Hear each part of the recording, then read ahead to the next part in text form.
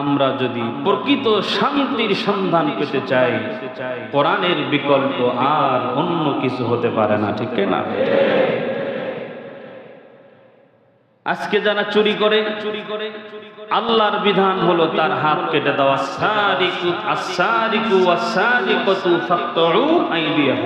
বিধান কার?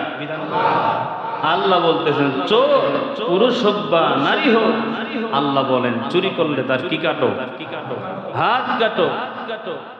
আজকে আমরা ছোট ছোট চোর যারা, এই ধরেন একটা রুটি চুরি করছি, একটা কলম চুরি করছি, খাবারের অভাবে কোন দোকান থেকে খাবার চুরি করছে, খাইছে, চুরি করে যাইতে রয়েছে, বিল দেয় নাই। আমরা এমন নিউজ বাংলাদেশে পড়েছি, খাবার চুরি করে খাওয়ার অপরাধে 7 বছরের বাচ্চাকে পিটিয়ে জমিন থেকে বিদায় করা হয়েছে, ঠিক না? এই ছোট বাচ্চা চুরির অপরাধে যদি তার জীবন দিতে হয়, আমি বলবো এই বাংলার 18 কোটি মুসলমানের সম্পদ যারা চুরি করেছে এদেরকে ঝুলিয়ে মারা দরকার। কারণ এরা শুধু চুরি করছে বিষয়টা এরকম নয়, এরা অসংখ্য মুমিন মানুষকে তারা নির্বিচারে গুলি করে ফাঁসির কাস্টে ঝুলিয়ে হত্যা করেছে।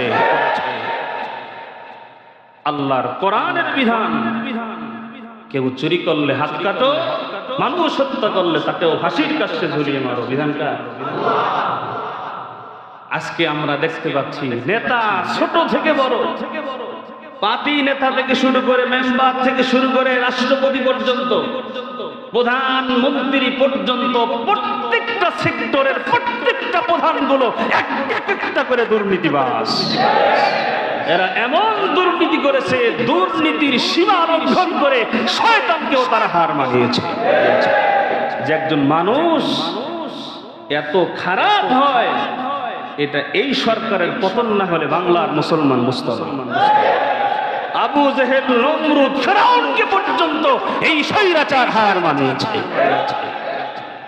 এখন এতদিন যারা আওয়ামী লীগ করত, এরা পর্যন্ত চিন্তা করে আর বলে, আমাকে বলে মানুষ, হুজুর এত শয়তান, এটা আমরাও বুঝি না।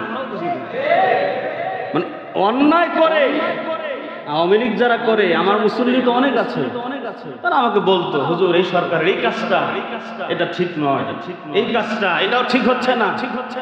যে আল্লামা সাঈদীকে ধরে রাখছে, মামুনুল হককে ধরে রাখছে, আসলে কাজটা সরকারের জন্য নেতিবাচক নয়, এটা ঠিক হচ্ছে না। এরকম অনেক কথা আমাকে তারা বলতো। কিন্তু এখন বলে যে তখন তো শুধু বুঝতাম যে কিছু কিছু অন্যায় আমরা দেখি, কিন্তু এখন চলে যাওয়ার পরে, দেশ থেকে পালানোর পরে যেই কুকীর্তিগুলো প্রকাশ পাচ্ছে, আবু জেহেল, নমরুদ, ফিরআউন, এমনকি ইবলিসকে পর্যন্ত তার হার মানাইছে। আপনাদের ঠিকের আওয়াজে বোঝা যায় যে আপনাদের কত গোসা মনের মধ্যে আছে, ঠিক না? বয়ান তো আমি করি, কিন্তু আপনারা তো সব কথা বলতে পারেন, আপনারা ঠিকটাই না বলতে পারেন। যে আপনাদের ঠিকের যে জজবা, এই জজবায় আমি বুঝি যে আপনাদের মনের মধ্যে গোসাটা আছে। কথা বল না, কথা বল না, ঠিক না?